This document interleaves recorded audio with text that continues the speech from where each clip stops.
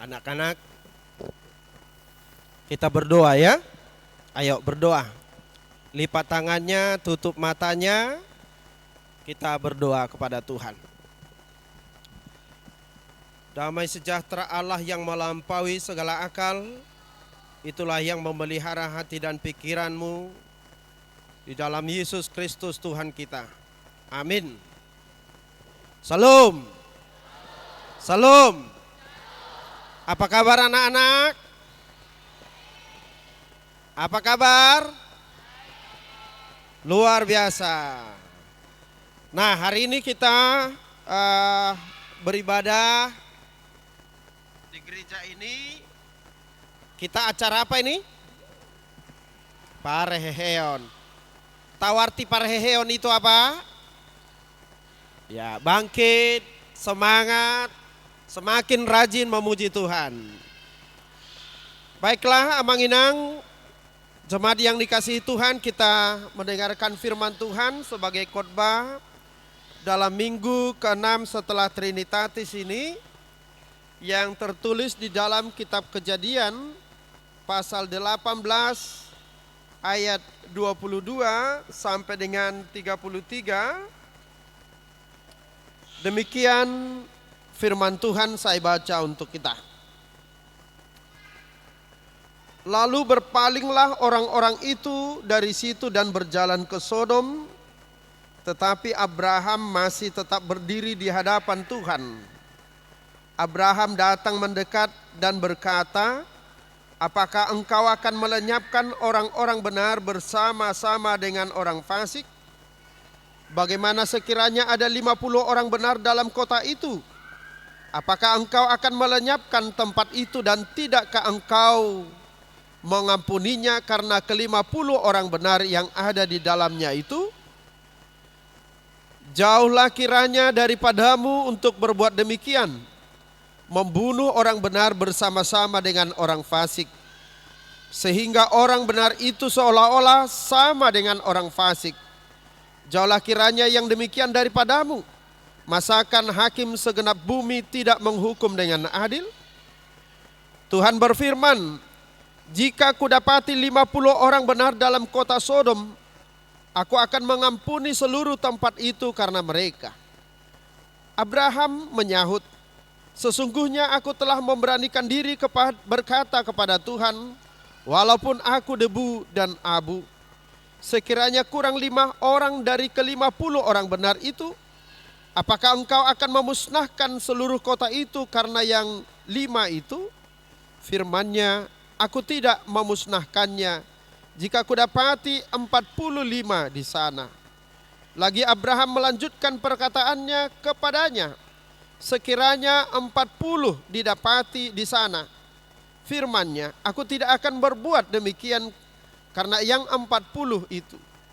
Katanya, "Janganlah kiranya Tuhan murka kalau aku berkata sekali lagi, sekiranya 30 didapati di sana." Firman-Nya, "Aku tidak akan berbuat demikian jika aku dapati 30 di sana." Katanya, "Sesungguhnya aku telah memberanikan diri berkata kepada Tuhan, sekiranya 20 didapati di sana." Firman-Nya, "Aku tidak akan memusnahkannya karena yang 20 itu." Katanya, "Janganlah kiranya Tuhan murka kalau aku berkata lagi sekali ini saja, sekiranya 10 didapati di sana." Firman-Nya, "Aku tidak akan memusnahkannya karena yang 10 itu." Lalu pergilah Tuhan setelah ia selesai berfirman kepada Abraham, dan kembalilah Abraham ke tempat tinggalnya. Demikian firman Tuhan. Bapak, Ibu, saudara-saudara jemaat yang dikasihi Tuhan kita Yesus Kristus, firman Tuhan ini berbicara tentang Abraham. Ya, Abraham yang kita kenal sebagai orang yang sangat dekat dengan Tuhan. Abraham adalah orang yang sangat mengasihi Allah. Abraham adalah orang yang sungguh-sungguh percaya kepada Tuhan. Abraham adalah orang yang sungguh-sungguh bergaul akrab dengan Tuhan. Karena itu sering disebutkan bahwa Abraham adalah sahabat Allah. Bapak Ibu saudara-saudara, sebagaimana seorang sahabat kepada sahabatnya yang lain, ya, seorang sahabat kepada sahabatnya yang lain, bahwa tanda seorang sahabat itu adalah apabila tidak ada lagi rahasia di antara mereka. Ya. Sahabat yang sesungguhnya adalah jika di antara mereka tidak ada lagi sahabat. Amanginang, saya berharap kita tidak terganggu dengan suara anak-anak ini. Karena sejatinya itulah anak-anak. Saya termasuk salah seorang pendeta yang tidak pernah buyar fokus saya untuk berkhotbah karena suara anak-anak. Karena bagi saya itulah anak-anak. Kalau kita berharap mereka duduk tenang dan diam, kita masukkan saja mereka ke punggungan lansia. Setuju Amina? Iya. Molo ikut tahirim donasi dah hudul sonang dungisi sip dan pola dohonot tanasi dah sekolah minggu. Tadok mana sida punggungan lansia. Karena itu saya berharap fokus kita tetap terarah kepada firman Tuhan dengan diwarnai suara-suara anak-anak ini.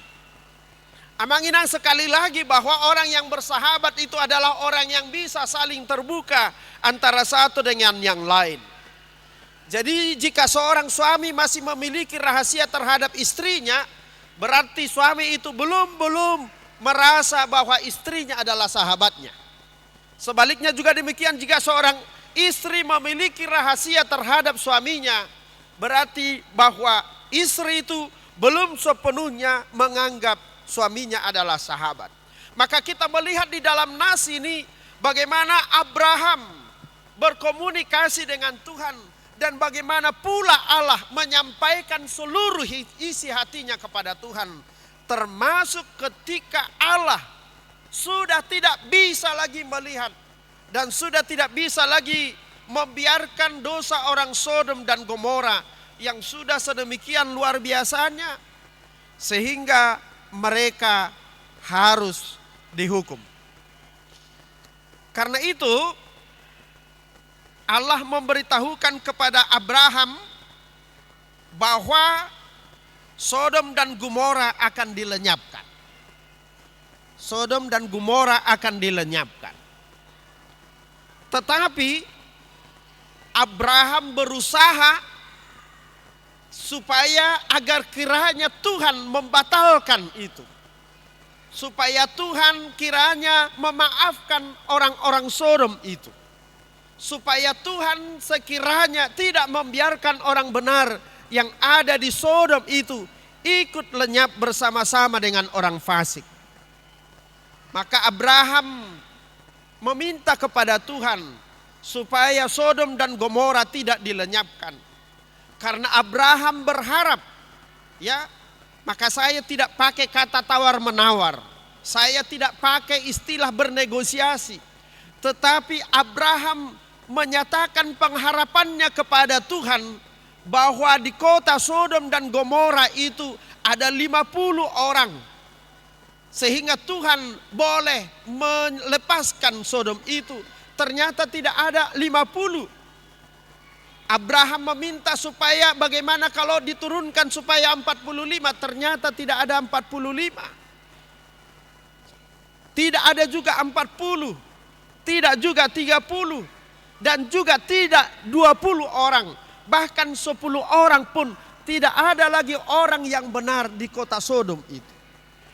Karena itu Bapak Ibu saudara-saudara, bahwa benar semua terbuka di mata Allah. Tidak ada yang tersembunyi di mata Allah. Apakah yang jahat? Tidak ada satu kejahatan sekecil apapun yang boleh kita sembunyikan dari Tuhan. Demikian juga hal kebaikan.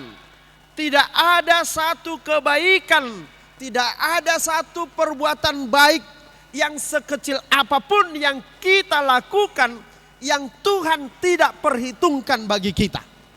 Jadi sama naik turunnya. Tuhan tidak pernah, tidak ada dosa yang tersembunyi dari hadapan Tuhan, dan sebaliknya tidak ada satu perbuatan baik sekecil apapun yang Tuhan tidak pertimbangkan. Karena itu, bahwa semua terang benderang di hadapan Tuhan. Maka saya mengajak kita untuk mengingat lagu sekolah minggu. Anak-anak sekolah minggu, anak-anak sekolah minggu masih adakah di tempat? Masih adakah? Oke, kita bernyanyi. Tahu lagu ini? Mata Tuhan melihat. Oke.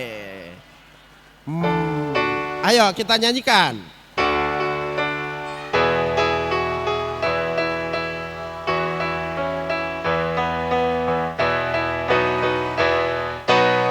Mata Tuhan melihat apa yang kita perbuat. Buat yang baik, Ya, buat yang jahat. oleh sebab itulah jangan berbuat jahat. Ingat, Tuhan melihat. Sekali lagi. Mata Tuhan melihat apa yang kita perbuat. Buat yang baik, Apa? buat yang jahat. Oleh sebab itulah Jangan berbuat jahat. Ingat, Tuhan melihat. Oke. Mata Tuhan melihat apa? Melihat perbuatan kita yang baik, juga melihat perbuatan kita yang jahat. Karena itu jangan berbuat jahat, tetapi berbuat yang baik. Karena itu Abraham memohon kepada Tuhan dalam doanya supaya Allah mengasihi orang-orang Sodom. Karena itu kita sekarang melihat apakah doa yang sesungguhnya yang kita panjatkan setiap hari kepada Tuhan. Bapak Ibu Saudara-saudara jemaat yang dikasihi Tuhan kita Yesus Kristus, doa adalah hubungan pribadi kita dengan Tuhan. Doa adalah hubungan penuh kasih dengan Tuhan. Itu sebabnya Yesus mengajarkan doa. Ado teh guarnitang yang nan yajaron di Yesus suhita. Anak-anak, apa nama doa yang diajarkan Tuhan Yesus kepada kita? Apa? Doa Bapa kami. Nah, jadi Yesus tidak kebetulan itu mengajarkan doa Bapa kami kepada murid-muridnya. Tujuan Yesus di situ adalah mengajarkan kepada murid-murid itu bahwa dalam berdoa kita sedang memiliki hubungan sama seperti anak kepada bapaknya. Ya. Doa Bapa kami yang kita baca dalam epistel tadi hendak menjelaskan kepada kita bahwa dalam doa itu menggambarkan hubungan kita dengan Tuhan sama persis seperti hubungan seorang anak kepada bapaknya. Karena itu, semua anak boleh meminta apa saja kepada bapaknya. Anak-anak, dengarkan. Semua anak boleh meminta apa saja kepada bapaknya. Ulangi, 2 ya.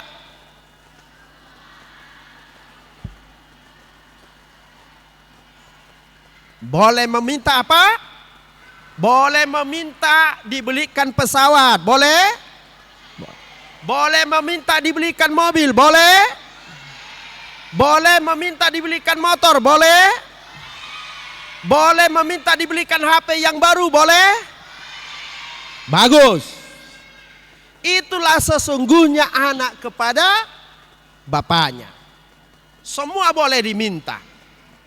Tetapi yang pada akhirnya seorang anak harus sadar bahwa bapaknya yang lebih tahu dan lebih mengerti apa yang terbaik dan apa yang terpenting bagi kehidupan anaknya. Karena itu amang inang, jangan pernah kalah meminta kepada Tuhan, ya. Jangan kalah meminta kepada Tuhan. Mintalah apa saja kepada Tuhan. Minta apa saja. Mau jadi kaya, minta kepada Tuhan. Mau naik jabatan, minta kepada Tuhan. Mau sehat-sehat, minta kepada Tuhan. Mau usaha lancar-lancar, minta kepada Tuhan. Mau umur panjang, minta kepada Tuhan. Mau anak-anak kita sukses, minta kepada Tuhan. Tetapi pada akhirnya anak harus kembali bahwa keputusan, pilihan, pertimbangan dari Bapa itulah yang terbaik kepada anaknya. Maka demikian juga kita kepada Tuhan. Ketika kita diperbolehkan meminta apa saja kepada Tuhan, tetapi pada akhirnya kita harus mau menyesuaikan harapan kita, keinginan kita, dan permintaan kita dengan apa yang terbaik menurut Tuhan. Dan itulah yang dilakukan oleh Abraham kepada Bapa. Abraham meminta kepada Tuhan supaya Tuhan mengampuni kota Sodom itu. Tetapi pada akhirnya Tuhan menunjukkan kasih sayangnya kepada Abraham. Tetapi sesungguhnya bahwa Allah yang lebih tahu apa yang terbaik bagi kota Sodom itu. Karena itu yang pertama, doa adalah hubungan pribadi kita dengan Tuhan. Yang kedua, bagaimana kita berdoa kepada Tuhan. Songod dia dohitala homartangi yang tu debata. Yesus mengajarkan kepada murid-muridnya, apabila engkau berdoa, masuklah ke dalam kamarmu, tutuplah pintu dan berdoalah kepada Bapamu di tempat yang tersembunyi. Maka Bapamu yang melihat yang tersembunyi akan membalasnya kepadamu. Kenapa Yesus mengajarkan murid-muridnya kalau berdoa pergi ke kamarnya dan mengunci kamarnya? Berarti nggak boleh berdoa di gereja ini, nggak boleh berdoa di restoran ketika kita makan, nggak boleh berdoa di dalam mobil, nggak boleh berdoa di dalam pesawat. Begitukah? Tentu itu bukan. Ya. Bukan itu yang dimaksudkan. Yesus mau mengajarkan kepada murid-muridnya, sebelum engkau berdoa dilihat oleh orang lain, sebelum engkau berdoa di hadapan orang banyak, sebelum engkau mendoakan orang lain, selesaikan dulu hubungan pribadimu dengan Tuhan dalam doamu. Karena itu, orang yang tidak pernah sungguh-sungguh berdoa di dalam kamarnya, orang yang tidak pernah sungguh-sungguh berdoa di dalam rumahnya, orang Batak, orang Medan bilang, jangan patentengan kau mendoakan orang lain. Jangan patentengan kau berdoa di tempat ramai.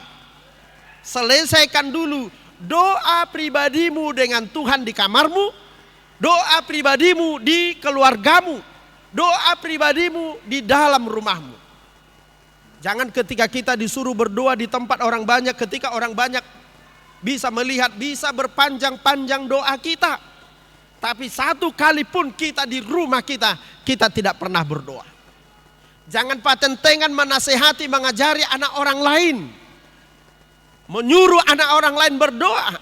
Menyuruh anak orang lain untuk beribadah. Menyuruh anak orang lain untuk bergereja. Sementara kita tidak pernah menyuruh anak kita untuk berdoa dan beribadah bersama mereka. Itu yang mau Yesus ajarkan kepada kita. Karena itu Bapak Ibu Saudara-saudara, doa itu adalah bagaimana kita menjalin senantiasa komunikasi kita dengan Tuhan. Yang ketiga, bahwa dalam doa permohonan harus disertai dengan kerendahan hati, disertai dengan pengenalan yang sungguh-sungguh kepada Tuhan. Siapakah Tuhan yang kita sembah? Siapakah Tuhan yang menjadi alamat doa kita?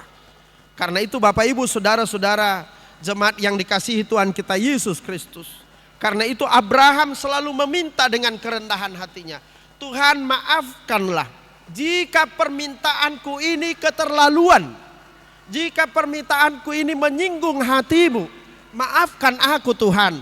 Tetapi aku hanya menginginkan belas kasihanmu. Karena aku tahu Engkau adalah Allah yang adil. Maka dalam berdoa Bapak Ibu Saudara-saudara harus disertai dengan iman yang sungguh-sungguh. Kepercayaan kita yang sungguh-sungguh kepada Tuhan. Karena itu pertanyaan kepada kita Amanginang semuanya. Masihkah kita percaya dengan doa-doa kita? Masihkah kita percaya dengan doa-doa kita? Jangan-jangan ketika kita berdoa, belum lama kita aminkan doa itu, kita sudah ragu dengan doa kita. Saya contohkan, ketika kita sakit, ya, apalagi sakitnya sudah lumayan stadiumnya, lalu berdoa kepada Tuhan, Tuhan ampunilah dosaku, berikanlah kesehatan kepadaku, sembuhkanlah aku Tuhan, saya percaya mujizat-Mu nyata, amin. Tapi belum lama amin, sudah berpikir dalam hatinya, jangan-jangan ini akan membawa aku mati. Ketika kita berdoa, kita tidak sungguh-sungguh yakin dan percaya dengan doa kita. Karena itu pertanyaannya, masihkah kita berdoa, percaya dengan doa kita, mengimani doa kita? Yang keempat Bapak Ibu Saudara-saudara, doa meminta keselamatan. Topik minggu kita berdoa meminta keselamatan. Karena itu apakah yang mau kita minta kepada Tuhan? Kita mau meminta kepada Tuhan supaya hidup kita diberkati, diberikan kesejahteraan, diberikan kedamaian, diberikan kebahagiaan di dunia ini. Tetapi harus lebih besar porsi kita berharap supaya roh kita, jiwa kita, supaya sorga menjadi tempat kita nanti. Karena itu setiap kita bekerja, setiap kita melakukan apapun, hendaklah kita mau menjadikan apa yang kita lakukan dan doa-doa kita sembari kita mengingat Tuhan dan menjadikan semuanya menjadi persembahan kepada Tuhan. Bapak Ibu Saudara-saudara jemaat yang dikasihi Tuhan kita Yesus Kristus. Karena itu saya mau mengingatkan kita Amanginang. Terlebih orang Batak ini yang biasanya, kalau sudah di acara pesta, orang Batak biasanya kalau diberikan pilihan memilih antara berdoa dengan makanan, orang Batak cenderung memilih makanan. Itu sebabnya kalau di pesta, kalau makanan sudah sampai diajak berdoa, gak ada lagi orang yang mau berdoa. Apalagi sekarang, ya, ketika orang lain berdoa, dia sedang online. Ketika orang lain berdoa, beribadah, dia asik berfoto-foto. Orang lain berdoa kepada Tuhan, tetapi dia asik berfoto-foto. Ini adalah kehidupan kita di zaman ini. Karena itu, lewat parheheon ini kepada kita orang tua diingatkan Amanginang. Supaya anak-anak ini kita besarkan dalam doa dan pengajaran kita kepada Tuhan. Supaya mereka nanti menjadi anak-anak Tuhan yang hebat di masa yang akan datang. Amin Amanginang. Anak-anak, masih adakah di sana? Masih adakah? Ini coba dengarkan nih, Amang mau bertanya nih. Amang mau bertanya. Pertanyaannya, apakah adik-adik, apakah anak-anak sekolah minggu merasakan nyaman bergereja di tempat ini? Nyaman? Mana lebih enak di sini atau di sana? Masa iya? Enggak lah, lebih enak di sana dong. Hah? Lebih enak di mana? Lebih enak di sini. Mau ada gereja sekolah minggu seperti ini? Mau? Mau? Serius? Benar? Benar? Dengar. Jangan ada yang ribut. Diam. Jangan ada suara. Tugas kalian, tugas anak-anak kami, terus mendoakan orang tua kita supaya diberikan Tuhan berkat. Melalui pekerjaannya, melalui usahanya. Supaya nanti diberikan persembahan ke gereja ini untuk membangun gedung sekolah minggu. Setuju? Apa tugas kalian? Apa tugasnya? Mendoakan pekerjaan orang tua supaya diberkati Tuhan, supaya nanti kita memiliki gedung sekolah minggu seperti ini. Amin. Tuhan memberkati. Selamat melayani kepada Amang Inang, seksi sekolah minggu dan guru sekolah minggu. Kiranya Tuhan memberkati pelayanan Amang Inang, kakak abang semua. Tetap semangat, tetap nyalakan imanmu untuk melayani Tuhan. Kita berdoa. Terima kasih Tuhan atas firman-Mu yang boleh kami dengar pada saat ini, menghantarkan kami untuk kembali kepada kehidupan kami. Bahwa doa kami adalah hubungan kami yang baik dengan Tuhan. Hubungan yang akrab dengan Tuhan. Bahwa doa kami adalah hubungan pribadi kami dengan Tuhan. Supaya kami boleh meminta apa saja, memohon apa saja kepada Tuhan. Dan sembari kami mau mengaminkan, menerima, setuju dengan apapun yang menjadi keputusan dan kehendak Tuhan. Kami percaya itulah yang terbaik. Bapa di surga, biarlah kami senantiasa hidup di dalam doa dan menghidupi doa-doa kami.